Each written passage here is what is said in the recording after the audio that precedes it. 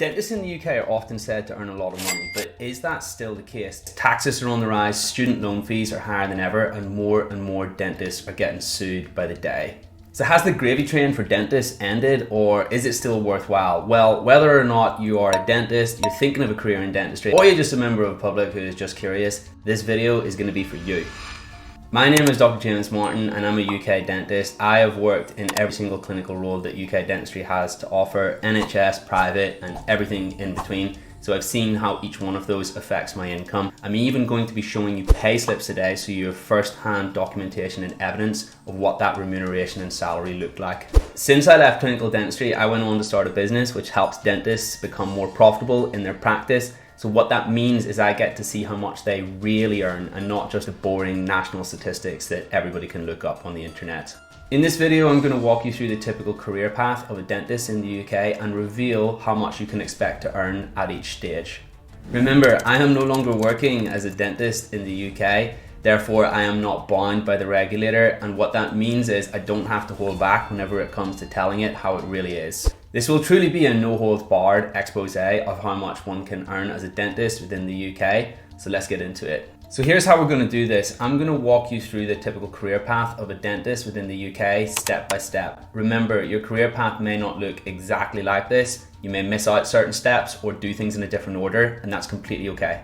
In the UK, we have both National Health Service, NHS, and private dentist roles. I'm going to be covering how both affect your income. We also have something called NASDAL, which is the National Association of Specialist Dental Accountants and Lawyers. They publish average profit figures for dentists every single year. I'm going to be including a link to their website in the video description. We'll be referencing these figures throughout the video. If you ask me, these figures are only somewhat representative of what is possible to earn as a UK dentist. Therefore, for each career stage in this video, we're going to be given three figures. One is the NASDAL, National Average figure. Number two is what I personally earned if I worked in that role. And number three will be what I've seen is out there through direct conversation with dentists who are fulfilling these roles right here, right now in the UK. Remember that third figure that I've witnessed from direct conversation, that's going to represent really the top 1 to 2% of dentists, so really the upper limit of what's possible. I'm not saying that everybody can earn this figure, I'm just sharing this information so that everybody knows what can be done in UK dentistry. Remember, it really isn't about the money, it's about doing a good job for the patient. Any money that you receive is just a byproduct of that. So let's go ahead and make a start. Let's talk about your first position that you'll typically undertake whenever you leave university after completing your dental degree. That is known as DFT, Dental Foundation Training. This is a salaried position and you're usually mentored by a senior dentist. You'll both be working under the NHS at this stage. The current salary for this position is posted on the NHS Careers website. I'm going to put a link to that in the description. And that stands at £38,472 per year, which works out at roughly £3,200 per calendar month. It's worth noting that there is no variability in this wage. Everybody receives exactly the same remuneration. Back in my day, it was a little less. I've got my payslip just here. So my salary was £2,587 per month. This was back in 2016, and that worked out at roughly £31,000 per year. So you can see it has increased with time, and generally it does go up as the years go by to match inflation. It's worth noting at this level that every dentist earns exactly the same. We got to put things in perspective that most graduates will earn an average wage of about £26,000 whenever they leave university after completing their degree. Those are official government statistics. I'm going to go ahead and put a link to that again in the description. So comparatively speaking, dentists earn pretty well. The next thing a dentist has got to decide is, do they want to go out into the big bad world, or do they want to have another year training, likely under the NHS? If they do decide to go down the training route, they'll become what's known as a dental core trainee or a DCT. Again, this is a salaried position and your wage will vary between £49,909 and £61,825. This works out at roughly £4,200 per month up to £5,200 per month.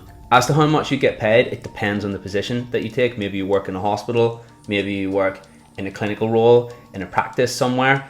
Because of that, that's where the variability comes from. There is no variation within each role. So what that means is that everybody within a specific role gets paid exactly the same. It's worth noting that this figure can go up a little bit if you do extra shifts or do night shifts. I personally didn't work in any DCT roles, so I don't have any pay slips this time. Your next career move is going to look like you going out and working in a dental practice, usually for somebody else, at least at the very beginning. So therefore you become what's known as a dental associate. Now, there are both NHS and private dental associates and everything in between. Usually most people do some NHS, at least at the very start, to boost their skills a little bit further. This is where income levels can really start to vary based on skill. If you're working in England under the NHS, you'll typically be remunerated via something called the UDA system. UDAs or units of dental activity. It's just a way of measuring your productivity as a dentist. In other regions of the UK under the NHS, you'll be paid what's known as fee per item. So what that means in a nutshell is if you do a fill-in, you get paid X amount. If you do an extraction, you get paid Y amount. But listen, none of that is specifically relevant to this video today. We're mainly interested in the bottom line, that final salary at the end of the month. We're going to reference NASDAQ once more because they publish annual figures on how much the average dentist earns. So they say on their website, which I'm going to put a link to in the description, that figure is £75,488 at about £6,300 per month. Now, NASDAQ don't actually specify just how much of that figure comes from NHS work and how much of it comes from private work. Typically, the remuneration with the private side of dentistry is a lot more. So let's just assume that number represents 50-50, 50% NHS, 50% private, and therefore it represents what's known as a mixed dentist. Me personally, whenever I worked in a mixed role, I did virtually 95% NHS and only 5% private. There's a whole host of reasons that I won't get into as to why that was the case. And I've got right here a payslip in front of me from that. Maybe everybody can make out that figure, maybe they can't. So my take-home pay on my best month was £8,146.76, which works out, I believe, I've got the number written down over there, at £98,000 per year. Again, I just want to emphasize the fact that was mainly from NHS. If I would have done a lot more private, that figure could have easily been higher. Through helping dentists with this stuff and having direct conversations with them, I've seen dentists in these sorts of roles, particularly when they're doing a lot more private, bring in 20,000, even up to 25,000 a month. That's what's out there, that's what's possible, and hopefully that's not too inconceivable for people out there, given that I brought in this figure as evidenced by this payslip through doing virtually 100% NHS. So if I would have did a lot more private, I definitely could have got closer to those numbers. As a next career move, one might decide to transition away from the NHS and become 100% a private dentist, as in all of their time encompasses private work. Now, this is where the income levels can really start to get up there and improve upon the figures that we talked about just a second ago, particularly if somebody specializes in a certain role. Maybe they start thinking about providing only braces or implants. The numbers that I'm about to give to you right now represent general dentistry, so typical restorative dentistry. Let's ask NASDAQ, see what they have to say. So NASDAQ say on their website, again, exactly the same as the previous numbers we were talking about before. The average dentist is expected to earn £75,488 per year or £6,300 per month. The problem with those NASDAQ figures is, again, they don't actually specify how much of that number comes from NHS and private dentistry. So I think it's better to just offer some in the field experience. My very best take-home pay in a fully private role was way back in 2018, and I remember the day that £17,000 hit my bank account, which works out at about £204,000 a year. Again, that was my best month ever. Hopefully that's not too inconceivable for people to envisage that that's possible, given that I hit £8,000 and that was doing fully NHS work.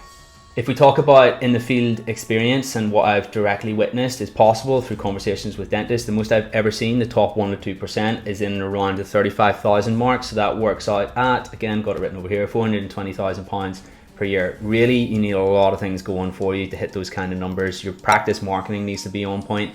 You need to be phenomenally talented and you need an amazing team around you. So really, that's not representative of what everybody can do, but that is definitely possible. The number that I just mentioned represents general dentistry. If one was to specialize in something which is highly lucrative, like implants, that figure can be even more still. Next thing you may decide to do in your dental career is either set up or purchase a dental practice. You'll become what's known as a practice owner or a dental principal, a principal dentist.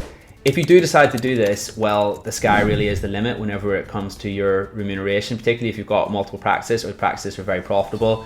But remember, setting up a dental practice and running it is notoriously stressful and difficult, so I definitely don't want everybody to get the impression that this is easy. Let's talk to NASDAQ once more and just figure out how much principal dentists bring home in terms of remuneration. NASDAQ have actually went into detail this time, giving us separate figures for NHS, mixed and private dentists. So they say that your average principal dentist brings home 170k per year if they are an NHS principal dentist. If they are a mixed principal dentist, they'll bring home 190k per year in terms of profit. And if they're a private dentist, they'll bring home £240,000 per year in terms of profit.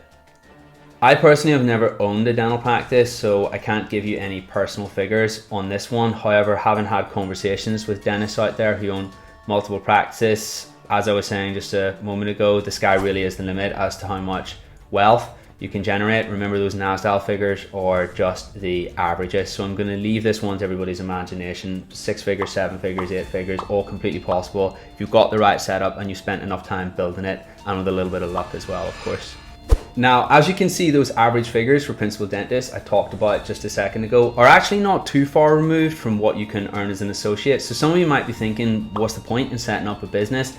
And actually, this is a great debate that rages amongst dentists as well. And the truth is that actually a lot of people will stay at the associate level because the remuneration can be so good and they don't want the stress of setting up and managing a business. The counter argument to that would be, if you set up a business and it does well, that's an asset too. So you're silently building up wealth as equity in that business.